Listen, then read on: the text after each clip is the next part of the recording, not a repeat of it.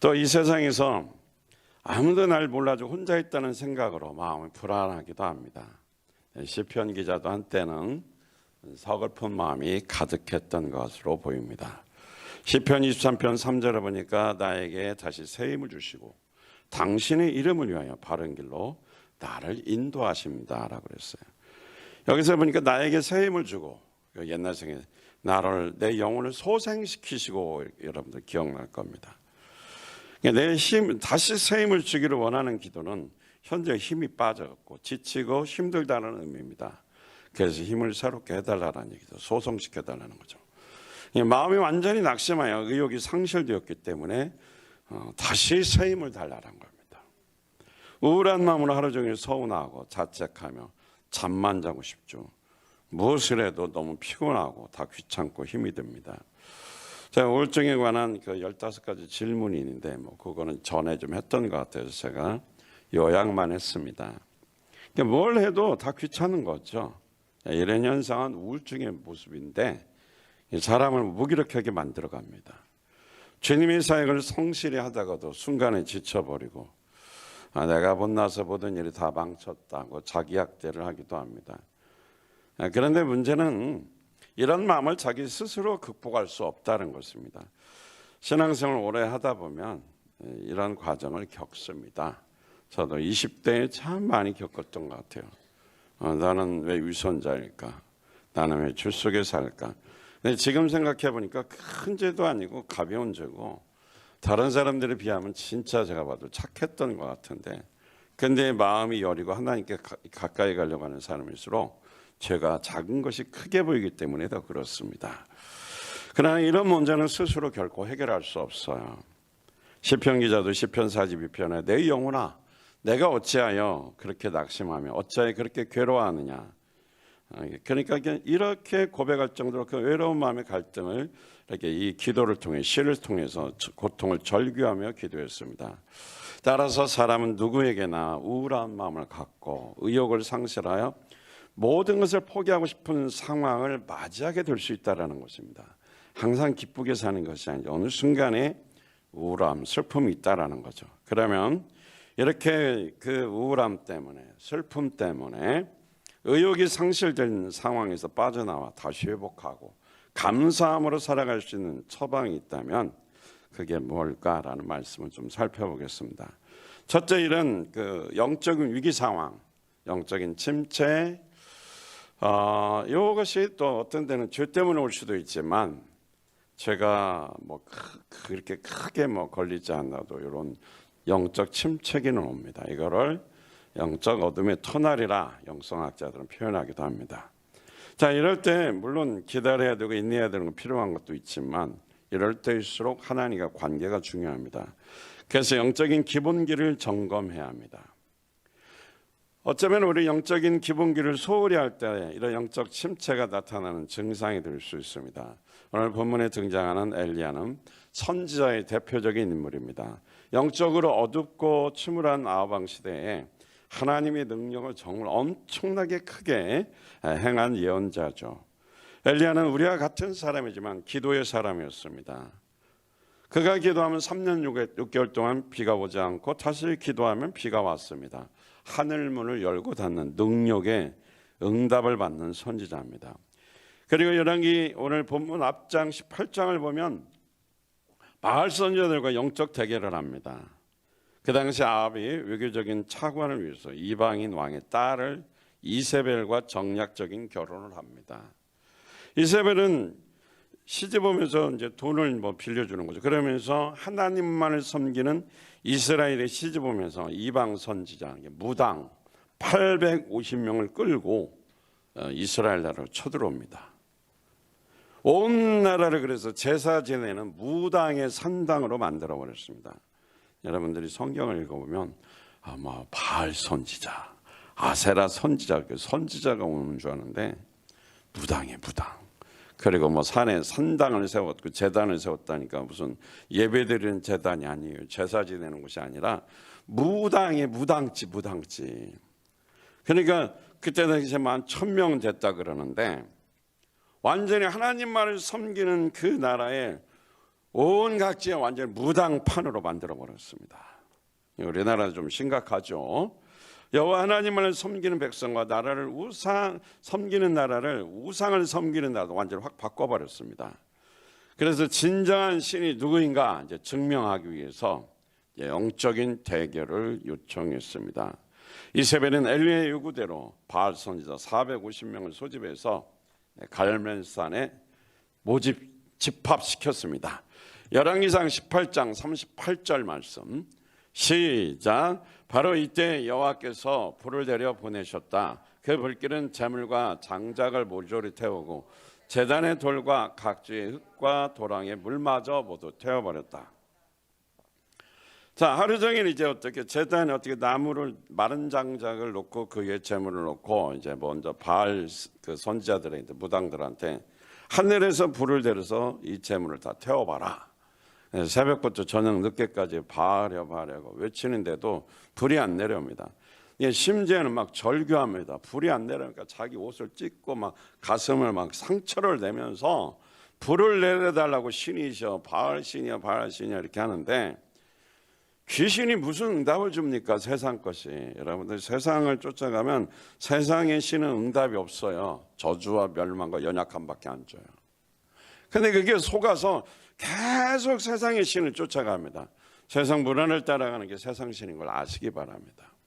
결국엔 마지막에는 가면 정말 힘든 상황이 벌어집니다. 평생을 속았는데 또 속습니까?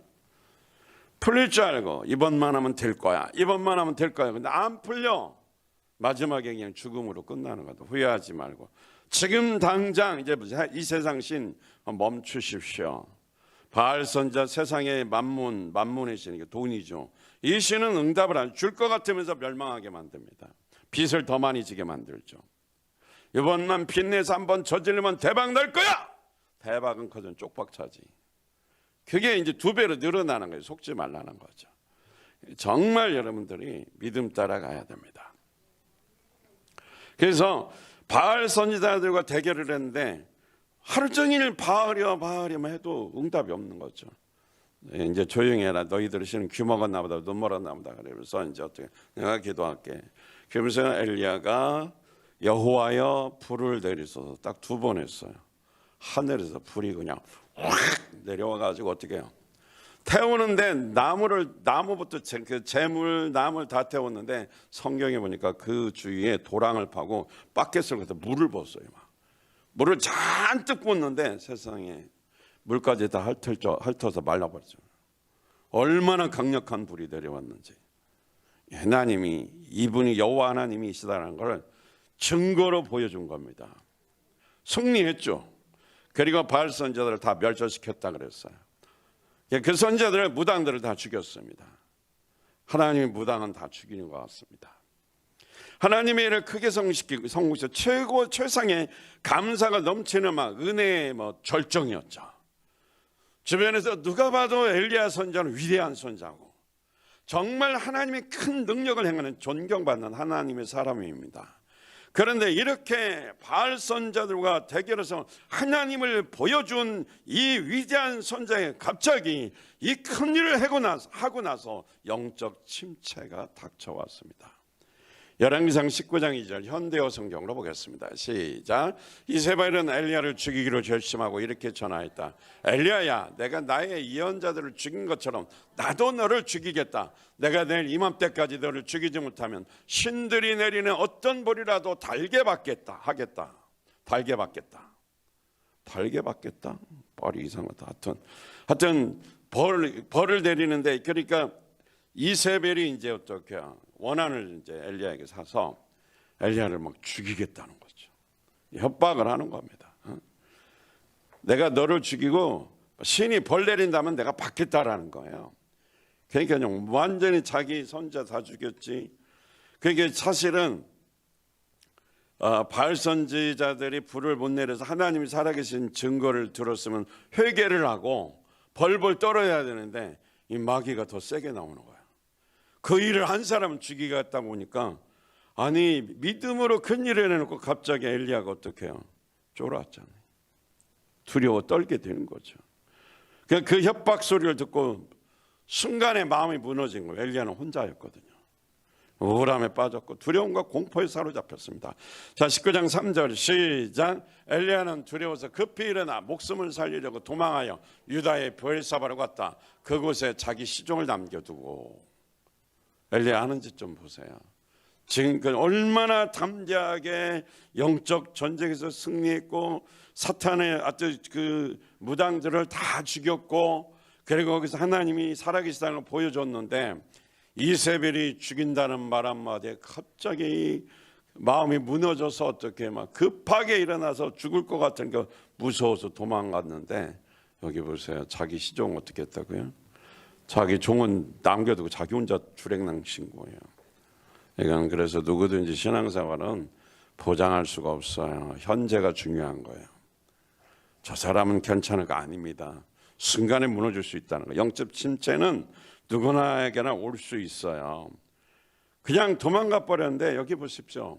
엘리야는 두려워서 급히 일어나 목숨을 살리려고 도망하여 유다의 브엘세바로 갔다. 그곳에 자기 시종을 남겨두고, 그러니까 지금 자기 목숨 살려고 종은 신경도 안 써. 나만 살면 돼. 근데 여기서 막 이런 일이, 이세벨이 너를 죽이겠다 막 전 군대를 동원해서 지금 엘리야를 잡아서 죽이려고 하니까 지금 살 소망이 없죠. 얼마나 두렵습니까? 무서워요. 막 현실이 두려운 거죠. 그러면 믿음 있는 사람은 뭘 해야 될까요? 한번 기도는 해봐야 할 거 아니에요. 하나님 왜 이런 상황이 이렇게 능력이 나타나고 바알 선자들이 다 죽고 영적으로 승리한 것 같아요. 왜 갑자기 날 죽이겠다고 이런 일이 벌어집니까? 하나님 무슨 뜻입니까? 좀 도와주십시오 해야 되는데 무서우니까 기도도 안 나와. 그냥 몸부터 도망쳤다라는 겁니다. 이것이 영적 침체지요. 영적인 위기라는 거죠. 19장 4절 보겠습니다. 시작. 자신은 홀로 광야로 들어가서 하룻길을 더 걸어 어떤 노뎀나무 아래 가서 거기에 앉아서 죽기를 간청하며 기도하였다. 주님, 이제는 더 바랄 것이 없습니다. 나의 목숨을 거두어 주십시오. 나는 내 조상보다도 조금도 나을 것이 없습니다. 할렐루야. 자신이 어떻게 광야를 서글픈 마음으로 이제 음식도 못 먹고 걸어가다가 이제 어떻게 노뎀나무 이제 있는 곳까지 갔어요. 광야에 노뎀나무 있으면 시원하거든요. 근데 크지도 않고 작은 나무인데 그늘 밑이 시원하거든요. 사막길을 걸으면 얼마나 덥다고요. 근데 마음이 이제 너무 힘들고 우울증에 걸려서 죽게 생겼으니까 감정의 극도로 이제 어떻게 격해져서 이제 두려움과 공포에 사로잡힌 겁니다. 우울증의 마지막은 자살이라는 걸 아시죠, 여러분들? 심하면 자살로 가죠. 엘리야는 자신을 통해서 능력을 행하고 말씀을 선포하면 이제 이 백성들이 왕이나 왕후가 이세벨은 아합이나 이세벨은 회개 안 해도 권력 때문에 회개 못 해도 백성들은 회개할 줄 알았어요. 그렇게 하늘에서 불이 내려왔고 완전히 하나님이 살아계신 것을 백성들이 봤고 바알 선지자들이 다 죽었으면 하나님, 우리가 속아서 우상 숭배를 했습니다. 세상을 좋아했습니다. 이제는 하나님 금식하며 회개합니다 하고 막 무릎 꿇고 회개하고 온 나라에 막 복음이 증거돼서 영원의 구원의 역사가 일어날 줄 알았는데 소식이 없어요.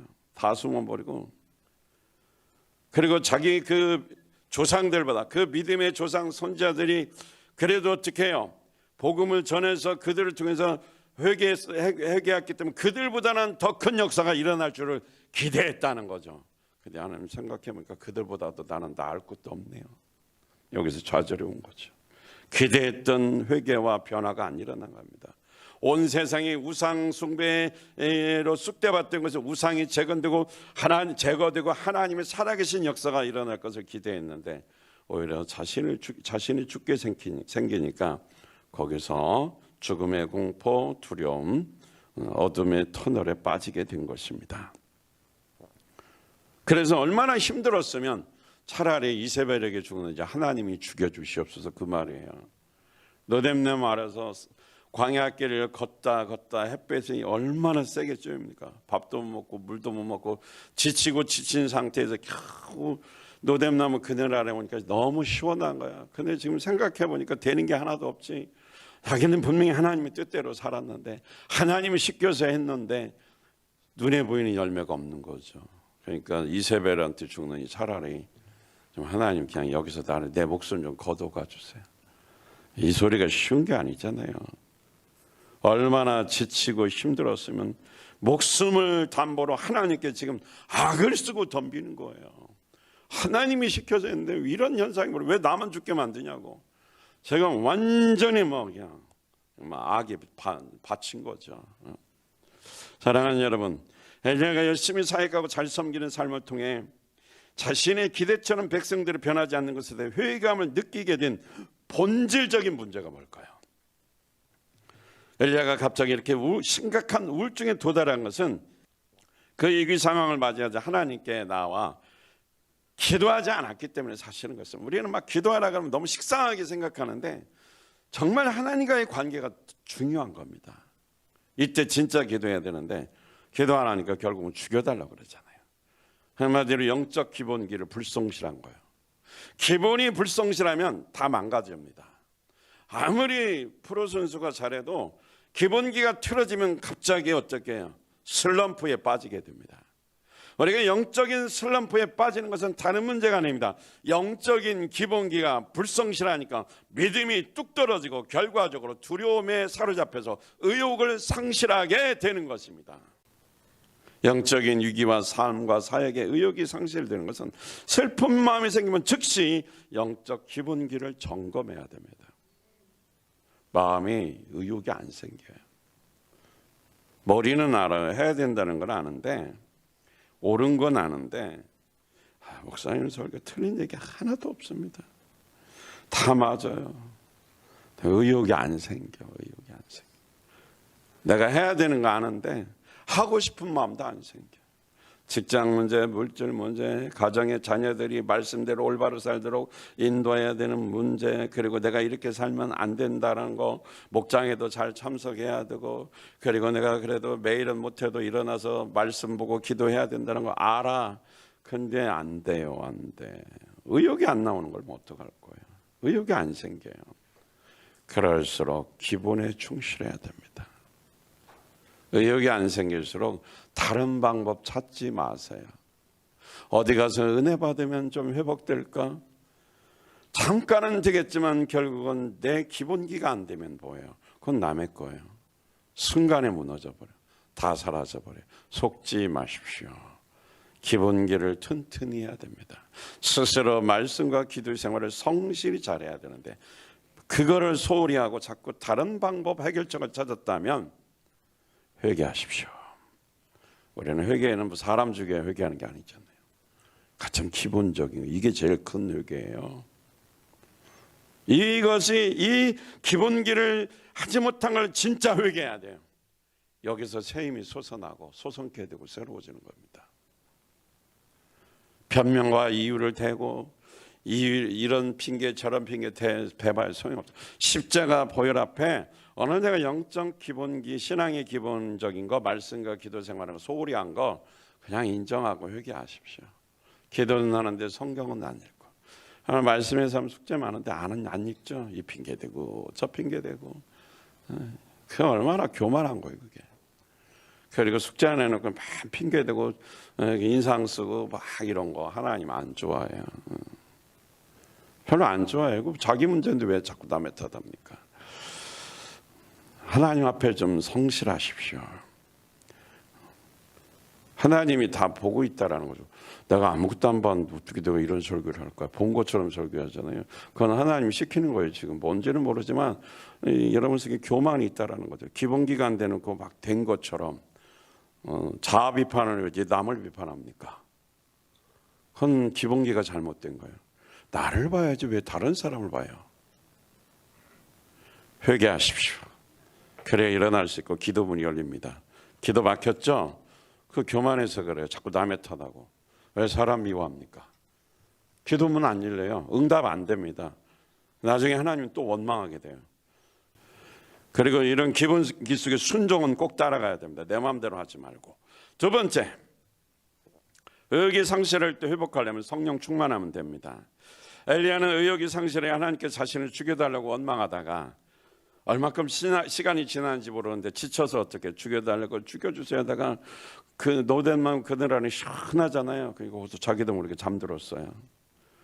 하나님이 이 모습 보고 엘리야야 이놈의 새끼야 너는 죽으려면 벌떡 일어나서 회개하고 기도해야 되지 야단치지 않았어요. 얼마나 안쓰러웠을까요? 그리고 얼마나 사랑스러웠을까요? 귀여웠을 것 같아요. 하나님이 뭔가 뜻이 있지만 지금은 앞을 보지 못하고 영적인 세계를 모르니까 현실만 보고 그렇게 크게 위대하게 쓰임 받았는데 지금 지쳐서 몸부림치는 거 보고 하나님 미워하지 않아요. 불쌍하게 여기면서 내 새끼 많이 힘들었구나. 하나님이 안쓰럽게 여기면서 위로해주고 사랑스럽게 보시는 거죠. 그래서 그가 지쳐서 먹을 것도 없고 물도 없고 마실 것도 없으니까 주변에 사람도 하나도 없어요. 사람이 없는데 사람을 통해서 어떻게 먹을 것 갖다 줍니까? 여러분 주변에 굶고 굶주리고 안쓰럽고 먹을 것이 없는 사람이 있으면 하나님 천사를 보내서 그에게 보내주시고 먹여주시고 입혀주시고 채워주시옵소서. 기도응답 안 돼요. 하나님이 네가 가라 그러지. 사람은 사람이 가지만 여기는 사람이 있어요 없어요? 없으니까 천사 보내는 거죠. 사람이 없으니까 천사 보내는 거죠. 그래서 지금은 누가 천사가 돼야 돼요? 내가 천사가 돼야 돼요. 지금은 내가 천사가 돼야죠. 천사를 보내서 어떻게 합니까? 먹을 것 주죠. 마실 것 주죠. 그리고 또 명령을 합니다. 이제 먹으니까 힘을 나죠. 힘이 나니까 갈 곳을 가르쳐줘. 너 호렙산으로 가라. 하나님의 임재가 있는 거룩한 산, 성령의 역사하심이 있는 호렙산 40일을 또 광야를 걸어가야 돼요. 그래서 먹고 힘을 내서 40일 동안을 걸어가는데 40일 동안 먹을 걸 줬는지 물을 줬는지 내가 모르겠어요. 성경에 안 나와. 그런데 천사가 가면서 계속 물을 주지 않았을까? 하루 길만 가면 쓰러지는 것이 광야인데 40일을 가서 어디 갔어요? 동굴이 있어요. 동굴 속에 갔는데 칠흑같이 어두운 밤에 거긴 불도 없어요. 그 밤에 이제 홀로 외로이 거기서 앉아 있습니다. 그러면서 또 뭐 여러 가지 생각이 들겠죠. 힘들고 지치고 여러 가지 원망도 있을 수 있지만 원망했다는 말은 없지만 하여튼 죽여달라고 그랬으니까 그런 심정이에요. 그래도 혼자 고독하게 외로이 깜깜한 그 공포의 밤이죠. 두렵고 떨리고 언제 이세벨이 쳐들어와서 자기를 죽일지도 모르죠. 거기에 홀로 앉았는데 하나님이 찾아오셨어요. 슬픈 마음으로 고통 속에 있는 그에게 찾아오셨어요. 누구를 찾아왔다고요? 그 동굴 안에 전체가 그 물소리, 물방울 소리 하나가 쫙쫙 퍼지는 소리, 그죠? 입으로 어떻게 표현이 안 되네. 뚝뚝 뭐야? 뭐가 끊어져서 똑뚝. 그게 하여튼 상상이 되죠. 동굴 속에 어두운 밤에 물방울이 탁 떨어져서 튀기는 소리. 그러면 온 동굴 안에 다 들려요. 지금 엘리야는 공포 속에 있고 두려움 속에 있는데, 근데 여기서 한 가지, 지금 엘리야가 하나님을 만날 장애물이 있어요 없어요? 하나도 없어요. 그냥 동굴 안에 혼자 앉아 있고 지금은 하나님만을 만날 수 있는 시간이에요. 우리가 하나님을 만나려면 장애물이 없어야 돼요. 세상 근심, 염려, 걱정, 오만 잡생각 있으면 장애물이 돼서 하나님 못 만나요. 아무것도 없으니까 물소리만 나는데 그 물소리조차도 어쩌면 엘리야에게는 안 들릴지 모르는 거죠. 그때 하나님이 찾아오셨어요. 아무런 방해물이 없을 때, 주변에 방해물이 없었어요. 그러면서 하나님께서 엘리야에게 말씀하셨어요. 하나님이, 우리가 보통 성경에 보면 이름을 부르는 경우는 많지 않아요. 아브라함아, 이런 사람 큰 인물이에요. 엘리야야 부르는 겁니다. 친히 엘리야 이름을 부릅니다. 네가 지금 여기서 무엇을 하고 있느냐? 열왕기상 19장 9절에 너가 지금 여기서 엘리야야 직접 불렀어요. 이름을 부르시는 하나님, 그러니까 얼마나 엘리야를 사랑하고 돌보고 인도하시냐는 거죠. 하나님은 자기의 자녀의 이름을 부르는 겁니다. 우리도 우리의 자녀의 이름을 부르지 않습니까? 저도 이름 부르잖아요. 대은아, 하은아. 이름 부르죠. 야, 이 새끼야 이렇게 안 불러요. 이름을 불러요. 자녀이기 때문에. 엘리야야 하고 불렀어요. 사실 이런 경우가 흔치 않아요. 영적으로 볼 때. 열왕기상 19장 10절 보겠습니다. 시작. 엘리야가 대답하였대. 주님, 저는 이스라엘의 하나님이시요 만유의 주인이신 여호와를 위하여 열심히 일을 하였습니다. 이미 이스라엘 백성은 주님과 맺은 계약을 버리고 떠났으며 주님을 섬기던 제단도 허물어 버리고 주님의 예언자들까지 모두 죽였습니다. 이제는 저만 홀로 남아 주님을 섬기는데 그들은 이제 저까지 잡아 죽이려고 합니다. 그래서 제가 여기까지 도망하였습니다. 신세한탄하고 있죠. 내가 이렇게 열심히 사역하고 복음 전했는데 백성들은 회개하기는커녕 다 배신하고 떠나고 심지어 주님의 손자까지 다 죽여버렸습니다. 이제 울먹거리면서 말하는 겁니다. 이제 저 혼자 남은데 나까지 죽이려고 합니다. 그래서 할 수 없이 제가 여기까지 도망왔습니다. 억울한 심정으로 흐느끼면서 말하고 있는 것입니다. 하나님은 이때 엘리야야, 너는 비겁하게 도망가냐? 장마하지 않았어요. 백성들이 변화되지 않았기 때문에 고통스러워서 삶을 포기할 정도로 힘들어하는 주님의 선지자를 오히려 위로하시면서 말씀하시는 것입니다. 주님의 임재 앞에 조용히 서 있어라. 말씀과 기도 생활을 하는데 그 다음에 중요한 것이 그 생활 속에서 뭐예요? 하나님의 임재 속에 조용히, 방해물이 없을 정도로 조용히 서 있으라는 거죠. 혼자 말씀하고 기도했다고 자기 마음대로 막 여기 사방팔방 뛰지 말고 주님의 임재 속에 잠잠히 누구를 기다려라? 하나님을 기다려라. 이게 성령 충만이죠. 엘리야는 하나님 앞에 기다렸습니다. 강력한 바람이 불어와서, 얼마나 강력한 바람이 불어오는지 산과 바위를 깨부수고 바람이 지나갔다고 그랬어요. 태풍이 얼마나 세게 부는지 그 동영상 하나 보니까 사람이 날아가더라고. 바람이 세게 부니까 사람이 날아가요.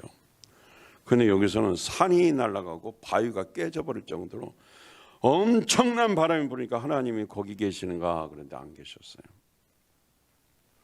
또 막 지진이 일어났어요.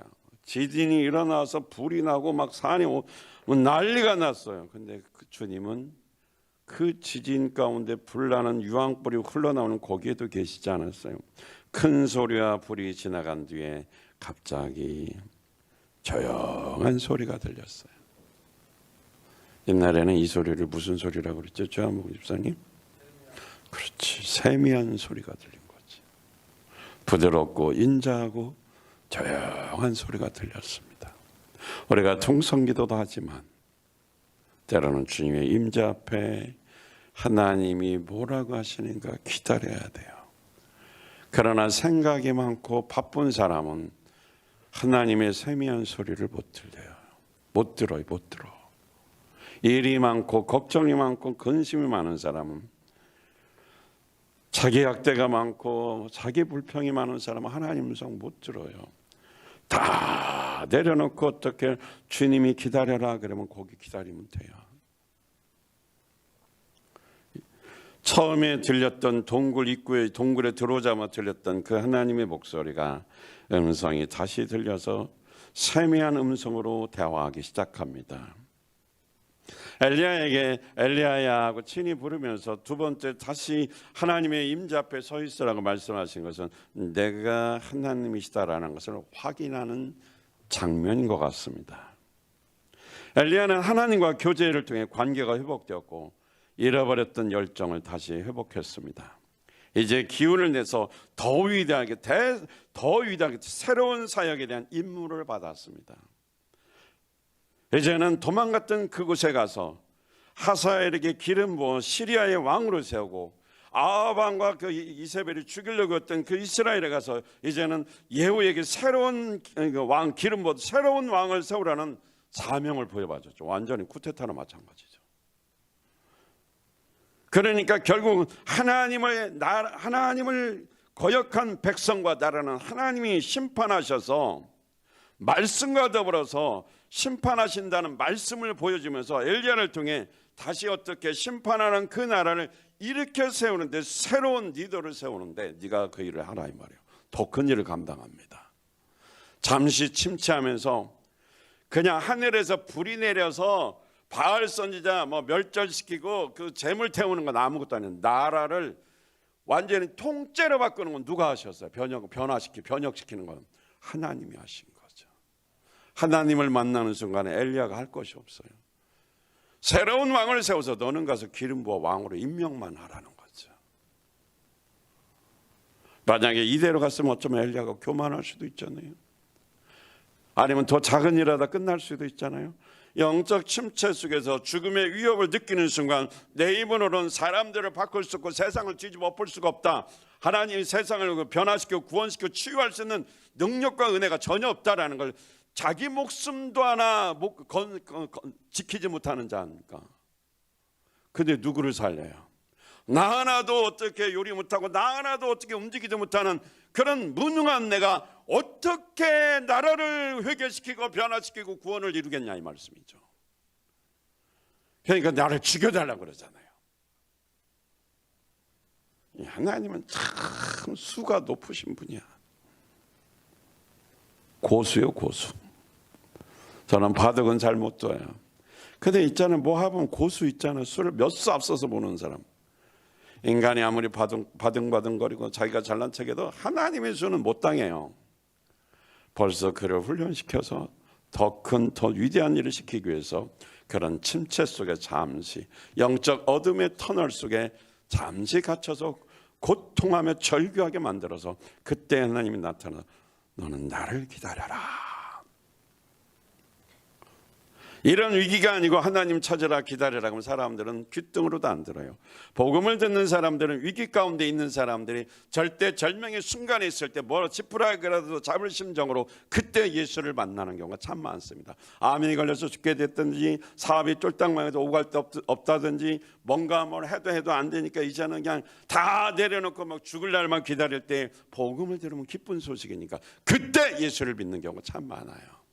그냥 우리는 무조건 나가서 복음 전하는 거죠. 만나서 그에게는 생명이 되는 거기 때문에.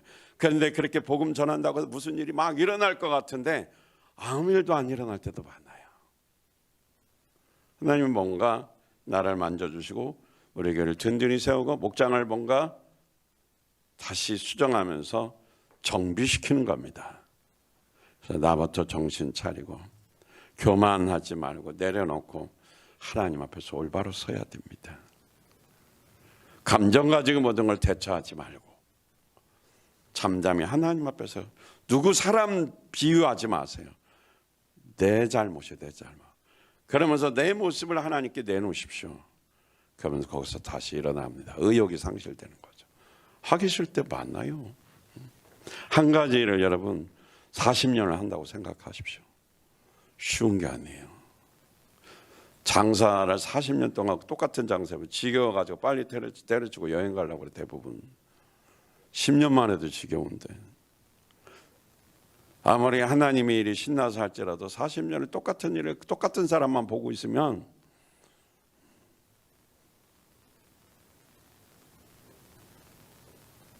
의욕이 솟구쳐 상실돼.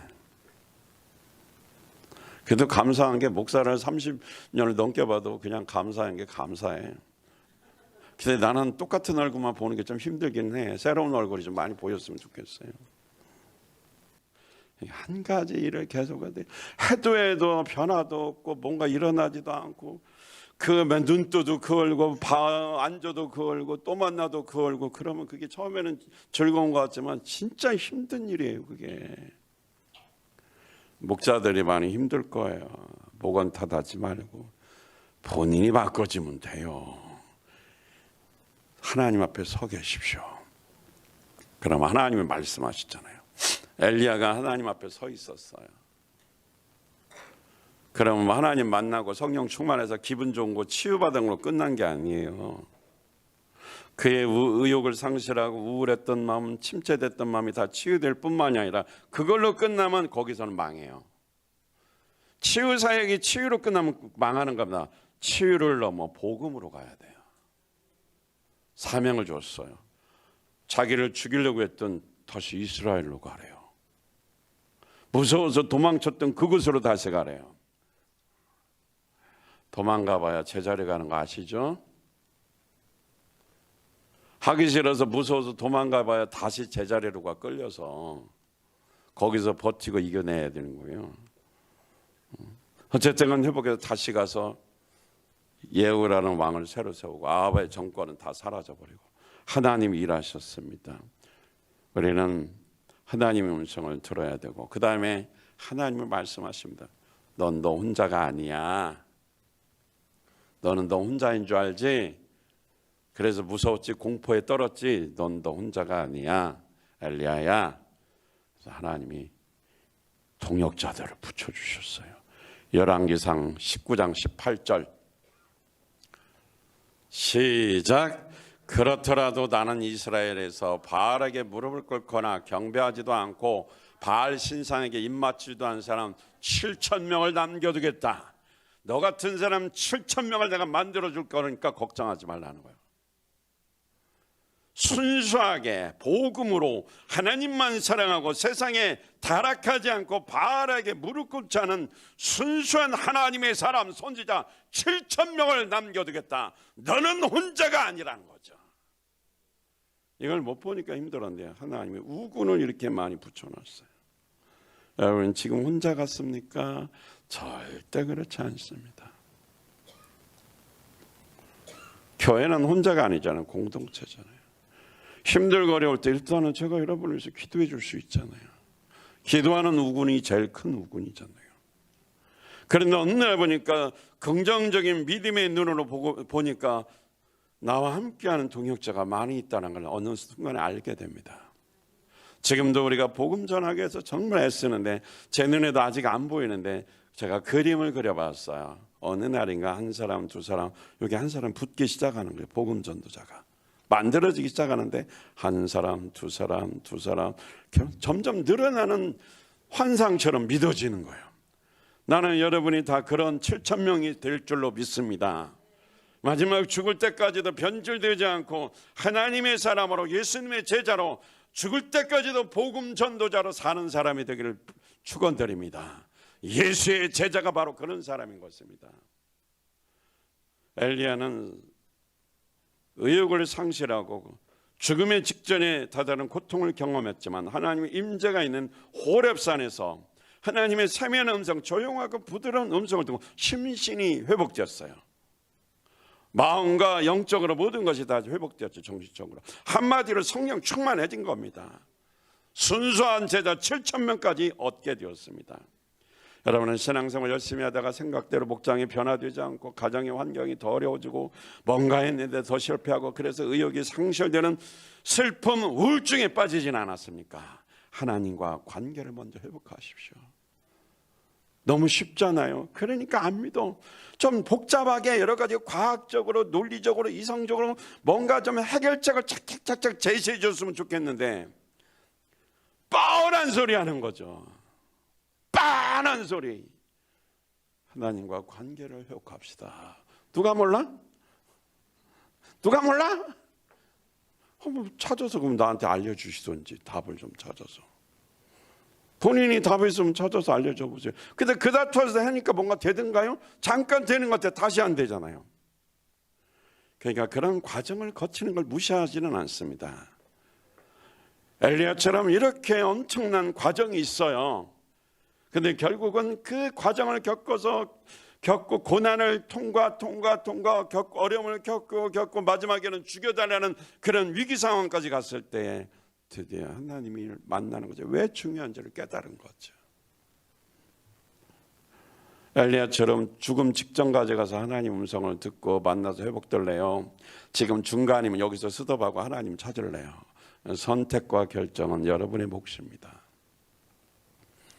언제까지 아프다고 방황하고 이 핑계대고 저 핑계대고 변명만 하겠습니까? 이제는 중단하고 좀 하나님은 진짜로 좀 만나야 할 순간이 오지 않았을까요?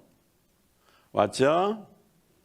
그러면 의욕을 상실한 걸 회복할 수 있어요. 하나님의 세미한 음성을 잘 들으시기 바랍니다. 하나님의 음성을 듣기를 원하거든 동굴에서 아무런 방해 없이 주님을 만난 엘리야와 같이 새벽이나 밤이나 조용히 말씀을 읽으면서 집중해서 기도하시기 바랍니다. 바빠서 피곤하다고 성경 안 읽고 기도를 쉬는 죄를 범하고 있지는 않습니까? 영적 기본기 말씀과 기도 생활이 중단되면 하나님의 부드럽고 따뜻한 음성과 마음을 느끼지 못합니다. 성경을 읽어도 마음에 와닿지가 않아요. 저는 어제 이 설교를 준비하는데 눈물이 나오더라고요. 네, 설교 준비하면서 눈물을 흘린 적은 제가 36년의 그 담임 목사를 하면서 설교를 했는데 그게 그렇게 많지 않았던 것 같아요. 기억도 없어요. 눈물 흘렸나. 근데 이번에는 너무 쉽죠, 설교가. 근데 이 말씀을 준비해 눈물이 나더라고요. 이게 내 모습인가 싶기도 하고 엘리야의 심정이 이해가 되는 거예요. 엘리야의 마음이 이해가 되는 거예요. 왜 죽여달라고 했는지, 그가 그 사막길을 걸어가면서 얼마나 힘들고 당장 죽으면 이런 고통이 없었을 텐데, 저는 뭐 그 정도까지는 아니지만 순간순간 사실 엘리야와 같은 이런 마음들이 참 많이 있었어요. 해도 안 되는데 나는 쓰임받은 것도 아니고 버림받은 건 아닌가. 하나님은 왜 이 땅에 보고 영혼과는 이런 그렇게 몸부림치고 애쓰고 그렇게 기도하고 금식도 하고 때로는 설교를 강력하게도 하고 하소연도 하고 뭐 달래기도 하고 별의별 일 어떤 하나님의 일을 위해서 다 해봤지만 여전히 꿈쩍도 안 하는 이런 모습을 보면서 절망하고 낙심할 때가 한두 번이 아니죠. 그런데 이 말씀을 좀 눈물이 나는 거죠. 동병상련인지 모르지만 정말 눈물이 나더라고요.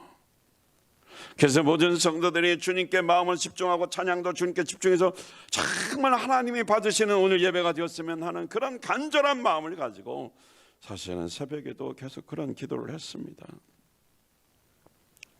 뭐 어떤지는 여러분이 더 잘 아시겠죠. 항상 쉬지 말고 기도하고 말씀 묵상하며 잘 읽고 설교를 잘 듣고 세미한 주의 음성을 잘 들으시는 자가 되기 바랍니다. 이게 회복이에요, 회복. 일상생활이 잘 돌아가야죠. 우리는 하나님의 작품입니다. 에베소 2장 10절에서 그랬잖아요. 우리는 하나님의 자녀입니다. 우리가 어떤 일에서 뭘 잘하고 내가 생각하는 결과를 많이 얻어내야 하나님의 사랑을 받는 것이 아닙니다. 예수님이 공생의 사역을 시작하기 전에 침례를 받았을 때 하늘에서 아버지의 음성이 들려왔어요. 예수님이 지금 일 안 했어요. 귀신 안 쫓아내고 병 고치고 뭐 구원받고 이런 일 하나도 없었어요. 시작하기 전에 그냥 마귀한테 어떻게 시험 받고 어쨌든 간에 승리하시고 이제 침례를 받는데, 침례 받는 순간 일도 시작 안 했는데 아무것도 안 했어요. 그때 하나님 아버지가 말했어요. 이는 내 사랑하는 아들이라.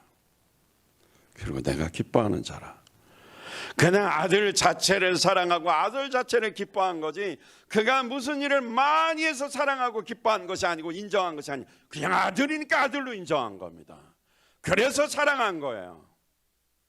여러분들 혹시 왕따라든지 하나님 앞에서 버려진 뭐 이런 생각하고 있습니까? 내가 뭐를 많이 해야 하나님의 사랑받고, 그리고 하나님의 사랑받기 위해서 몸부림치는 사람은 없습니까? 하나님의 사랑받기 위해 몸부림칠 필요 없어요. 하나님의 자녀는 몸부림 안 쳐도 사랑하셔요. 내가 하나님을 사랑하는 마음을 가지려고 몸부림쳐야 돼요. 하나님이 날 사랑하는 거는 내가 몸부림을 치든 뭐해도 아무 상관없어요. 여전히 목숨 바쳐 나를 사랑하는 거는 변한 적이 없어요. 타락해도 아들이고 잘해도 아들이고 못해도 아들이고 잘해도 아들이고 다 자식이니까 다 사랑합니다. 그냥 내가 하나님과의 관계에서 문제죠. 정말 하나님만 사랑하는 그런 애절한 마음이 있느냐 이 말이죠.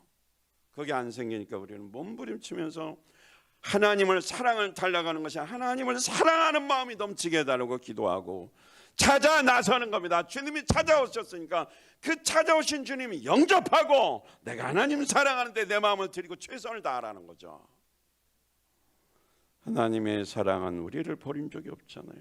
본질적으로 하나님은 언제나 우리를 사랑하는 마음 한 번도 변치 않았죠. 내가 너를 사랑한다, 너를 기뻐한다. 이건 변하지 않나요? 여러분들의 세미한 음성 뭘 들으시겠어요? 하나님의 엘리야야 하는 것처럼 사랑하는 누구야? 내가 너를 사랑한다. 내가 너를 기뻐한다. 내가 만들어낸 음성이 아니라 주님의 부드럽고 인자한 세면 주님의 음성을 한번 경험해 보십시오. 내가 만들어낸 소리 말고 하나님은 나를 사랑할 거야, 하나님은 나를 기뻐할 거야, 이것이 아니에요. 잠잠하게 고통 속에 때로는 절규하면서 고민하고 갈등한 가운데 가만히 있는데 아주 따뜻한 바람 같은 주의 성령이 임하시면서 내 안에 경이야, 힘들지? 내가 널 사랑한다, 나 기뻐한다. 이 환경 속에서 너는 나만 바라봐라, 이게 좀 들려줘야 돼요. 우리는 그가 하나면 됩니다. 아무것도 없어도 괜찮아요. 그가 하나면 우리는 행복한 거고, 그 다음부터 길이 보이고 사명이 보이고 뭔가 하나님이 일하시는 것이 느껴지기 시작하는 겁니다. 오늘 그 사랑에 대한 확신을 깊이 체험하시길 바랍니다. 모든 것을 다 회복하고 치유받고 행복한 삶으로 그 열정이 회복되시기를 축원드립니다. 그리고 그 주님의 사랑의 목소리가 들려지면 주변에 불행하게 살아가는 VIP를 살펴보시기 바랍니다. 그리고 그들에게 행복을 전해주는 내가 천사가 돼야 됩니다. 지금 죽으면 지옥 가는 그들에게 누가 천사가 돼야 돼요? 내가 천사가 돼야 돼요. 엘리야가 힘들고 지쳐있을 때 천사를 보내서 하나님이 먹을 것을 주고 위로하시면서 그의 필요를 섬겼습니다. 이제는 이 치열한 세상 속에서 심신이 지친 사람들에게 우리 자신이 하나님이 보내신 천사로서 심부름을 잘하는 자가 되어야 됩니다. 한 영혼을 잘 섬기는 은혜를 통해 VIP 초청하는 일에 천사로서 보냄받아 고귀하게 하나님의 음성 듣고 회복되어 쓰임 만든 자가 되시길 예수 그리스도 이름으로 축원드립니다. 할렐루야! 오늘 말씀을 통해 하나님 음성 들으셨나요? 그 말씀을 어떻게 구체적으로 순종할 것인지 결단하십시오.